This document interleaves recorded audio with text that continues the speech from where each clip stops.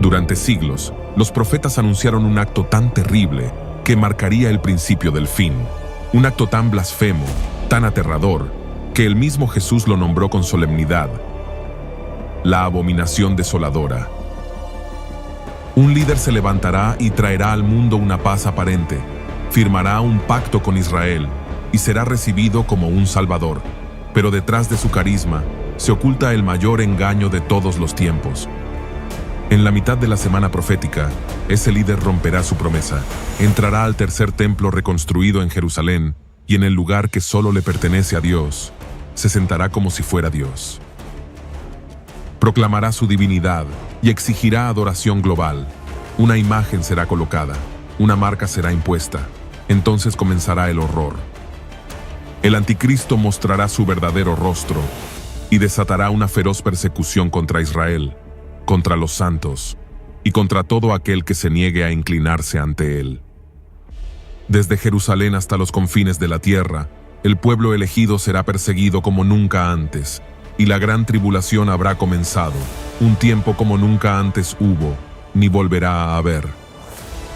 Y ahora, ante esta amenaza profética que se avecina sobre el mundo, surgen preguntas que estremecen el alma. ¿Se está preparando ya el camino para la construcción del tercer templo? ¿Qué está ocurriendo en Israel mientras el mundo observa distraído?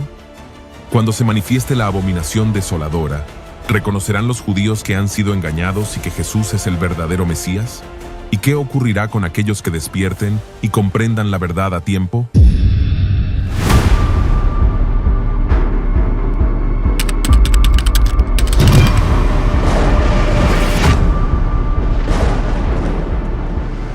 En el vasto panorama de las profecías bíblicas, el futuro no es una sombra escondida, sino una revelación progresiva. Dios, en su misericordia, ha abierto el velo del tiempo para que sus siervos puedan discernir lo que viene, resistir la iniquidad y mantenerse firmes en la verdad. Aún los planes secretos del enemigo, los movimientos del anticristo y el final de Satanás han sido escritos con tinta eterna en las sagradas escrituras. Dios no reveló estos acontecimientos proféticos a los reyes de la tierra, ni a los sabios de este mundo. Se los confió a siervos humildes, apartados, fieles, como Daniel. Daniel no era un profeta que hablaba desde Jerusalén. Estaba en Babilonia, en tierra de exilio, rodeado de dioses falsos, en medio de un imperio pagano.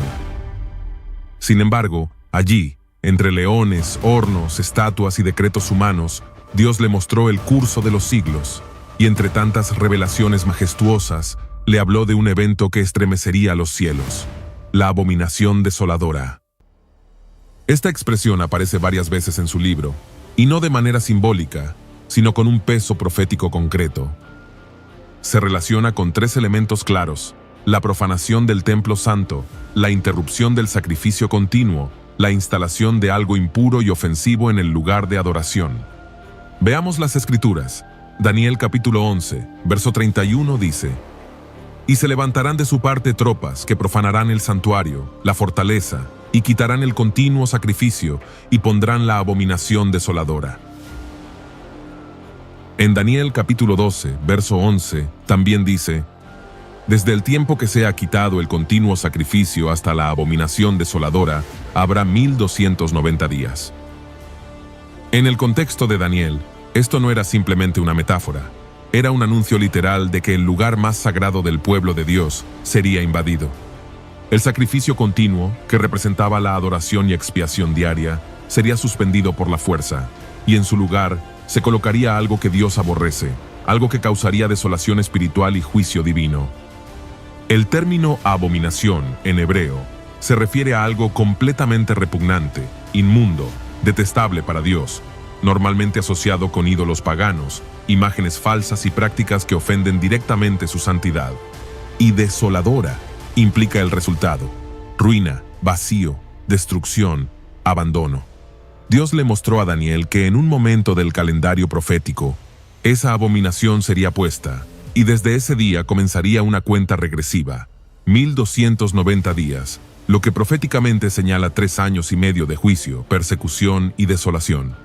Daniel mismo no comprendió del todo el alcance de lo que vio. En el capítulo 12, verso 8 dice: «Yo oí, mas no entendí, y dije, Señor mío, ¿cuál será el fin de estas cosas? Y la respuesta fue contundente. Él respondió, Anda, Daniel, pues estas palabras están cerradas y selladas hasta el tiempo del fin. Daniel capítulo 12, verso 9. Esto nos muestra que la abominación desoladora no era solo para su tiempo, era una profecía sellada para una generación futura, una generación que viviría la restauración del templo y su profanación final. La profecía de Daniel es como un mapa sellado con códigos celestiales, y cada generación ve una parte, pero la generación del fin verá la imagen completa. La abominación desoladora no fue un hecho aislado, es una señal, una marca profética, una advertencia de lo que viene. Y aunque Daniel no vio el cumplimiento total, él escribió con fidelidad lo que el Espíritu le reveló, y dejó una huella profética que sería retomada por Cristo mismo. Por eso, para entender lo que viene, hay que volver a Daniel. Allí está la raíz. Allí está el lenguaje del cielo para los días del juicio. Allí está la base para discernir el misterio del anticristo y su entrada profana al lugar santo. Ahora bien, en el calendario de la historia hay eventos que no solo marcaron al pueblo de Dios con dolor, sino que activaron señales proféticas que se cumplirán en el tiempo del fin. Uno de esos eventos fue la profanación del templo de Jerusalén por Antíoco IV Epífanes, rey del imperio Seleucida. Daniel había profetizado que en los últimos días se cometería un acto abominable que causaría desolación. A lo largo de su libro, habló de un hombre con rostro altivo que perseguiría a los santos y profanaría el lugar santo. Aunque muchos aspectos de su visión aún apuntan al futuro, hubo una primera manifestación literal de esa abominación en el siglo II a.C., cuando Antíoco subió con furia contra Jerusalén. ¿Qué hizo Antíoco Epífanes? El relato más detallado se encuentra en Primera de Macabeos capítulo 1, versos 41 al 54, libro histórico judío, no canónico, pero de gran valor documental, y en el libro 12 de las Antigüedades Judías de Flavio Josefo. Estas fuentes coinciden en lo siguiente: Antíoco invadió Jerusalén con violencia, saqueó el templo, robó sus tesoros y abolió el sacrificio continuo. Promulgó un edicto que prohibía toda práctica de la ley de Moisés. Mandó quemar los rollos de la Torá, prohibir el sábado y la circuncisión. Ordenó a los judíos sacrificar cerdos sobre altares dedicados a dioses paganos. Pero el acto más abominable de todos fue este. Antíoco colocó una imagen de Zeus dentro del templo de Jerusalén, sobre el altar del holocausto, y allí mismo mandó sacrificar un cerdo, animal inmundo según la ley de Dios, profanando así el corazón mismo del culto hebreo. Este acto fue deliberado, no fue solo político, fue una declaración de guerra espiritual contra el Dios de Israel. El cerdo fue degollado sobre el altar, y su sangre fue rociada en el lugar santo como si fuera una ofrenda legítima. Luego cocieron la carne del cerdo y obligaron a los sacerdotes a comerla, bajo pena de muerte si se negaban. Algunos relatos señalan que la grasa del animal fue incluso derramada sobre los utensilios sagrados. Todo esto no solo contaminó el templo físicamente, sino espiritualmente. Fue un golpe directo contra la adoración pura a Jehová. Y como Daniel había profetizado, produjo desolación. El culto cesó, el templo quedó profanado, y los fieles huyeron a los montes. Flavio Josefo, en Antigüedades Judías, libro 12, capítulo 5, sección 4, escribe: Antíoco prohibió que ofrecieran sacrificios en el templo, que se observara el sábado o cualquier otra de las costumbres patrias, y erigió el altar del dios griego Zeus en el templo. También ordenó que se sacrificaran cerdos sobre el altar. Por su parte, Primera de Macabeos, capítulo 1, verso 54, dice: El día 15 del mes de Quisleu, en el año 145, el rey hizo erigir la abominación desoladora sobre el altar del holocausto. Y en el verso 64 añade: Por toda la tierra de Israel hubo gran llanto del pueblo. Esto fue exactamente lo que Daniel vio siglos antes. Y aunque Daniel no conoció a Antíoco, escribió bajo inspiración divina. Leamos Daniel capítulo 11, verso 31. Y se levantarán de su parte tropas que profanarán el santuario y la fortaleza, y quitarán el continuo sacrificio, y pondrán la abominación desoladora. Este acto de Antíoco no fue el cumplimiento final de la profecía, fue una sombra, un anticipo, un modelo profético. Así como Antíoco entró al templo, se hizo pasar por Dios, profanó el lugar santo y persiguió a los fieles, el anticristo hará lo mismo en los días del fin. Jesús lo dejó claro, en Mateo capítulo 24, verso 15. Por tanto, cuando veáis en el lugar santo la abominación desoladora de que habló el profeta Daniel, el que lee, entienda. Si Jesús, hablando 200 años después de Antíoco, aún lo veía como algo futuro, entonces lo que hizo ese rey fue solo una sombra de lo que vendrá. Por eso, estudiar lo que hizo Antíoco no es solo historia, es prepararse espiritualmente para lo que se avecina, porque si una sombra causó tanto dolor y ruina, ¿cuánto más causará el cumplimiento total en los días del anticristo? Ahora bien, cuando los discípulos se acercaron a Jesús y le preguntaron en Mateo capítulo 24, verso 3, «Dinos, ¿cuándo serán estas cosas? ¿Y qué señal habrá de tu venida y del fin del siglo?» El Señor respondió con uno de los discursos proféticos más impactantes y decisivos de todo el Nuevo Testamento, el discurso del Monte de los Olivos. Jesús, como el profeta supremo, no solo anunció guerras, hambres, pestes y falsos cristos, sino que colocó una señal clave, visible, concreta y urgente, como marca para identificar el momento crítico del fin. Mateo capítulo 24, versos 15 al 21 dice: «Por tanto, cuando veáis en el lugar santo la abominación desoladora de que habló el profeta Daniel, el que lee, entienda. Entonces los que estén en Judea huyan a los montes. El que esté en la azotea, no descienda para tomar algo de su casa, y el que esté en el campo, no vuelva atrás para tomar su capa. Mas ay de las que estén encintas, y de las que críen en aquellos días. Orad, pues, que vuestra huida no sea en invierno ni en día de reposo, porque habrá entonces gran tribulación, cual no la ha habido desde el principio del mundo hasta ahora, ni la habrá». ¿Qué quiso decir Jesús con la abominación desoladora? Primero, Jesús afirmó que esta señal es futura, aún por cumplirse, pues la coloca en contexto de un suceso que será visible. Cuando veáis, esto excluye interpretaciones alegóricas o simbólicas. Jesús se refiere a un evento real. Segundo, Jesús valida y cita directamente al profeta Daniel, reconociendo que esta abominación fue anunciada siglos antes. En Daniel capítulos 9, 11 y 12, se habla de un acto profano en el templo, que interrumpirá el sacrificio diario y traerá ruina espiritual sobre el pueblo. Tercero, Jesús añade una frase extraordinaria: «El que lee, entienda». Esto implica que no es una enseñanza superficial. Requiere discernimiento, estudio, vigilancia espiritual y atención a los detalles proféticos. En el lugar santo, el tercer templo, la expresión griega utilizada por Jesús, toi topoi hagioi, se traduce literalmente como en el lugar santo. En el contexto judío del primer siglo, esa frase se entendía sin confusión. Se refiere al templo de Jerusalén, específicamente al lugar santo donde los sacerdotes ministraban. Ahora bien, Jesús pronunció estas palabras aproximadamente en el año 30 después de Cristo, y el templo fue destruido por los romanos en el año 70 después de Cristo. Desde entonces, no ha habido templo en Jerusalén. Por tanto, para que la profecía de Jesús se cumpla literalmente, debe existir nuevamente un templo físico, en el cual el anticristo se siente y cometa esta abominación. Este punto es confirmado por muchos estudiosos. John Walworth, uno de los teólogos más reconocidos, escribió: «El evento de la abominación desoladora requiere un templo literal en Jerusalén. Esto no es alegórico. Jesús lo cita como una señal escatológica que será vista físicamente». Charles Ryrie, en su Biblia de estudio, afirma: «La abominación desoladora es el acto del anticristo sentándose en el templo de Dios. Esto ocurrirá a la mitad de la tribulación. Se espera un templo real, no figurado». Tim LaHaye, en su manual profético, señala: «Jesús habló de un evento literal.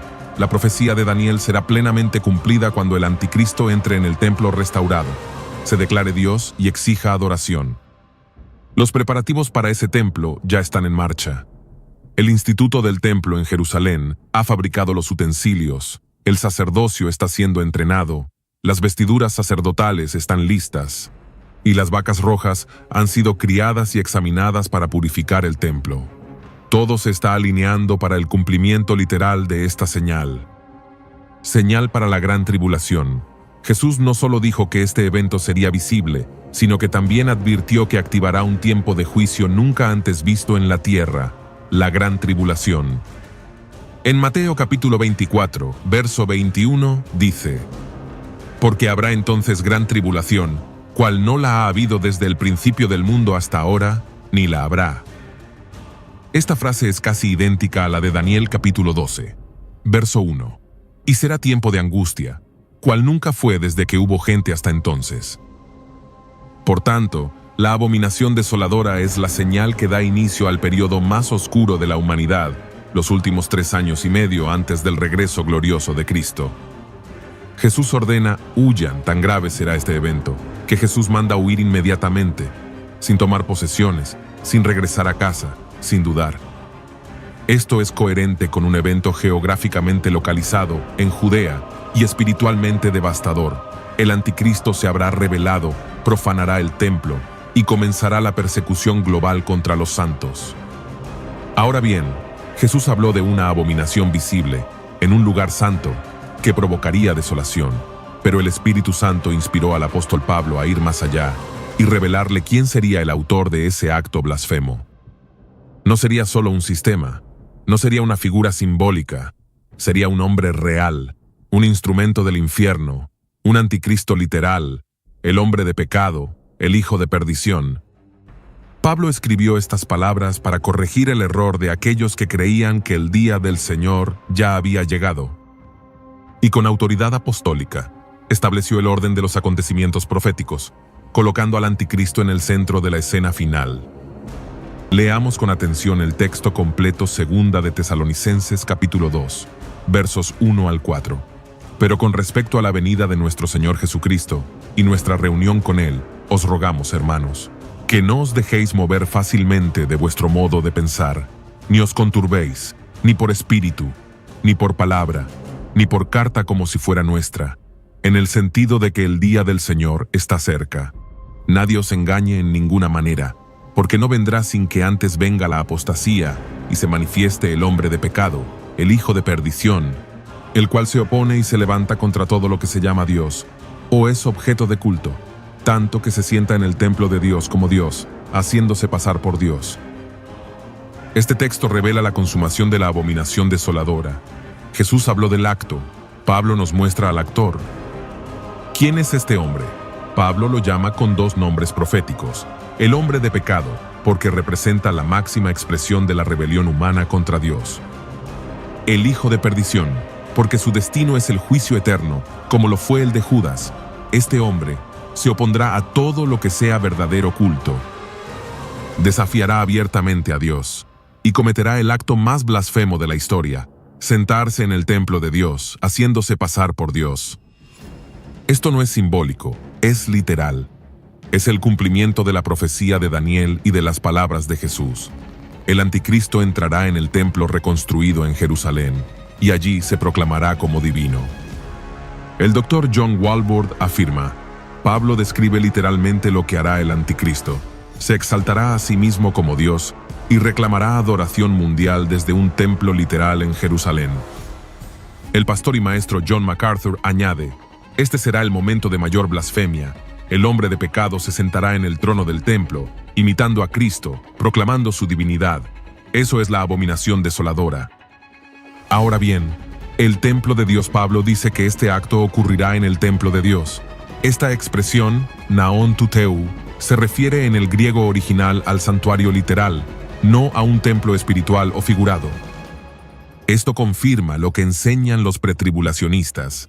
El tercer templo será reconstruido en Jerusalén antes o durante la tribulación, y a mitad de ese período, el anticristo se revelará plenamente y ejecutará su acto de profanación.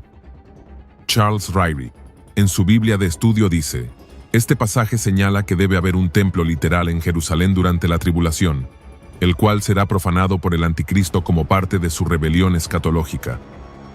Ahora bien, ¿qué ocurre después?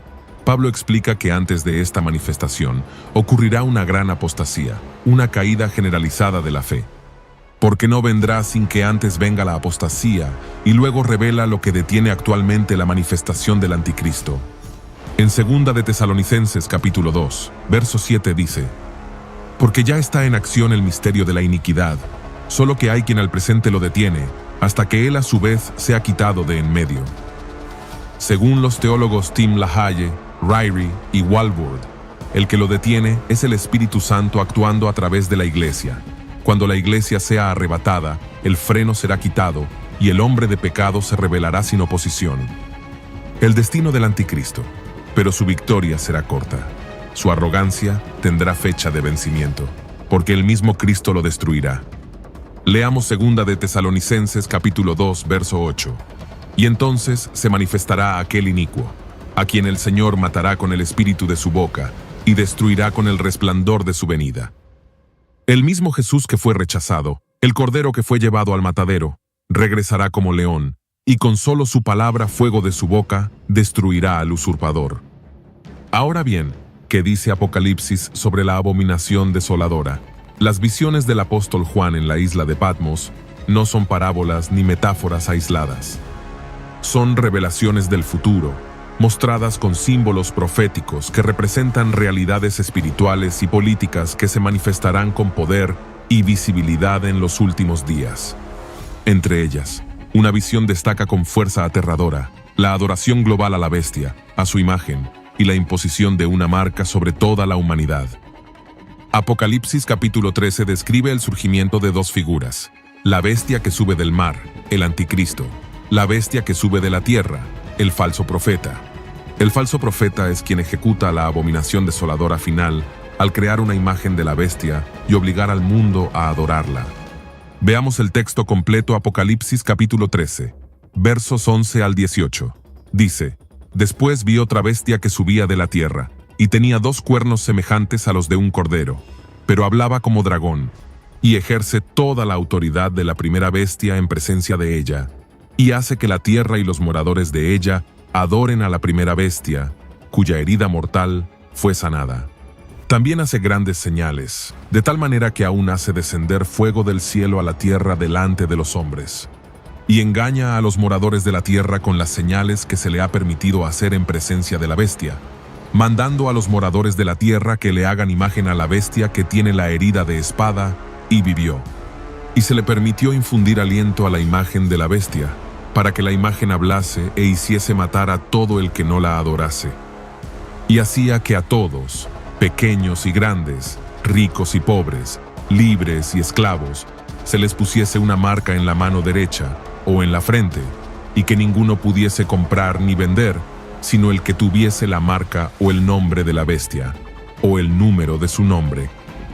Aquí hay sabiduría. El que tiene entendimiento, cuente el número de la bestia, pues es número de hombre, y su número es 666. ¿Qué vemos aquí? Una imagen colocada para adoración mundial, tal como Antíoco puso la imagen de Zeus en el templo, y Jesús advirtió que habría una abominación visible en el lugar santo. Ahora vemos que el falso profeta crea una imagen viva de la bestia. La imagen habla y tiene poder. Esto indica una manifestación sobrenatural, probablemente tecnológica y demoníaca al mismo tiempo. Será convincente, imponente y letal. Todo aquel que no adore la imagen será condenado. Este acto de adoración obligada a una figura usurpadora es, en esencia, la culminación de la abominación desoladora. Una marca impuesta, como sello de sumisión. Se impone una marca sobre la frente o la mano derecha. Sin ella, no se podrá comprar ni vender. El doctor Tim LaHaye comenta: la imagen de la bestia no es solo una estatua, será una figura animada y dotada de poder demoníaco, colocada en el templo reconstruido, y desde allí se exigirá adoración mundial. Esto es la abominación desoladora culminada. John Walvoord escribe: Apocalipsis capítulo 13 es la realización plena de lo que Daniel y Jesús profetizaron. El anticristo exige adoración mundial desde Jerusalén, con una imagen que representa su falsa divinidad. Ahora bien, conexión profética con Daniel y Jesús. Daniel vio que el sacrificio sería quitado y se colocaría algo abominable en su lugar. Jesús dijo que esa abominación sería visible en el lugar santo. Pablo declaró que el hombre de pecado se sentará en el templo haciéndose pasar por Dios. Y ahora Juan ve que el mundo entero adorará la imagen de la bestia, y que quienes no lo hagan serán perseguidos y ejecutados. Esto no es un símbolo general, es una abominación pública, visible, impuesta y global. Las consecuencias espiritual. Adorar la imagen de la bestia no es solo un acto político, es una abjuración total del Dios verdadero. Por eso, en Apocalipsis capítulo 14, Dios declara juicio eterno para quienes la reciban. Leamos Apocalipsis capítulo 14, versos 9 y 10. Y el tercer ángel los siguió, diciendo a gran voz: Si alguno adora a la bestia y a su imagen, y recibe la marca en su frente o en su mano, él también beberá del vino de la ira de Dios, que ha sido vaciado puro en el cáliz de su ira, y será atormentado con fuego y azufre delante de los santos ángeles y del Cordero. Después de que Jesús y el apóstol Pablo hablaron de la abominación desoladora, el apóstol Juan, en el libro de Apocalipsis, nos muestra cómo se desarrollará ese evento en sus detalles más terribles. Ahora bien, ¿cómo se sentará el anticristo en el templo? El anticristo hará un pacto de paz con Israel por 7 años, según Daniel capítulo 9, verso 27. Y durante la primera mitad, permitirá que el pueblo judío vuelva a ofrecer sacrificios, pero a la mitad de esos 7 años romperá el pacto, entrará en el templo reconstruido y se proclamará a sí mismo como Dios, exigiendo adoración universal. Esto es lo que Jesús llamó la abominación desoladora. Y Pablo lo confirma cuando dice que el hombre de pecado se sentará en el templo de Dios haciéndose pasar por Dios. En ese momento, el falso profeta, un líder religioso al servicio del anticristo, levantará una imagen de él y exigirá que todos la adoren. Esta imagen será colocada en el templo y hablará, y todos los que no la adoren serán condenados. Eso será la culminación literal de la abominación desoladora. Ahora, ¿cómo será la persecución contra los judíos? Tan pronto el anticristo se declare Dios y coloque su imagen en el templo, se desatará una gran persecución contra el pueblo de Israel, especialmente contra los que no acepten su divinidad. Esta persecución es descrita claramente en Apocalipsis capítulo 12, donde Satanás aparece como un gran dragón y la mujer representa a Israel. El texto dice Apocalipsis capítulo 12, verso 13. Cuando el dragón vio que había sido arrojado a la tierra, persiguió a la mujer que había dado a luz al hijo varón. Esto significa que, después de la abominación desoladora, Satanás, usando al anticristo, perseguirá a la nación de Israel, pero Dios no permitirá su aniquilación total. Dice el texto, Apocalipsis capítulo 12, verso 14. Y se le dieron a la mujer las 2 alas de la gran águila, para que volase de delante de la serpiente al desierto, a su lugar, donde es sustentada por un tiempo, y tiempos, y la mitad de un tiempo.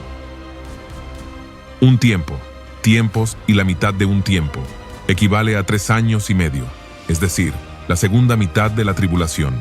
Durante ese tiempo, Dios protegerá a un remanente fiel de Israel en el desierto. Muchos estudiosos creen que este lugar de protección será Petra, una antigua ciudad en Jordania, tallada en roca y de difícil acceso. Desde allí, los judíos perseguidos serán protegidos hasta el regreso del Mesías verdadero.